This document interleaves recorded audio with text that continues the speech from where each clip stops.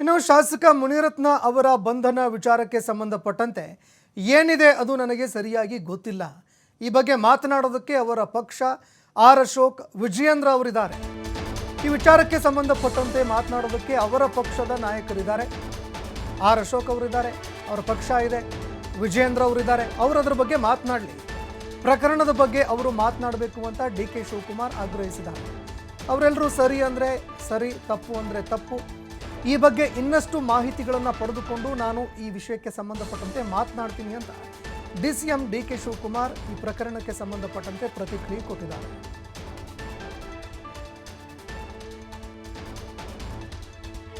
ನನಗಂತೂ ಗೊತ್ತಿಲ್ಲ, ವಿಚಾರನೇ ಗೊತ್ತಿಲ್ಲ.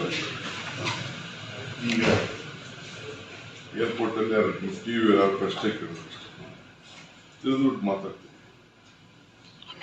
ನಾನು ಯಾವುದೋ ಅದ್ರ ಬಗ್ಗೆ ನಮ್ಮ ಮಾಹಿತಿ ತಿಳ್ಕೊಂಡು ಇಂಥ ವಿಚಾರ ಎಲ್ಲ ಬಿಜೆಪಿಯವರೇ ಇದನ್ನ ರಿಯಾಕ್ಟ್ ಮಾಡೋದು. ಸಂವಿಧಾನದ ಹಕ್ಕಿನಲ್ಲಿ ಆರ್ ಅಶೋಕ್ ಇದ್ದಾರೆ, ಪಕ್ಷದ ಅಧ್ಯಕ್ಷರಲ್ಲಿ ವಿಜೇಂದ್ರ ಇದ್ದಾರೆ, ಸೆಂಟ್ರಲ್ ಮಿನಿಸ್ಟರ್ ಇದ್ದಾರೆ, ಎಲ್ಲ ದೊಡ್ಡ ದೊಡ್ಡ ನಾಯಕರುಗಳಿದ್ದಾರೆ. ಅವರೆಲ್ಲ ಮಾತಾಡ್ತಾರೆ. ಸರಿನೋ ತಪ್ಪೋ ಮಾತಾಡೋದಕ್ಕೆ ಅದಕ್ಕೆ ಇವರೆಲ್ಲ ಮಾತಾಡಬೇಕು.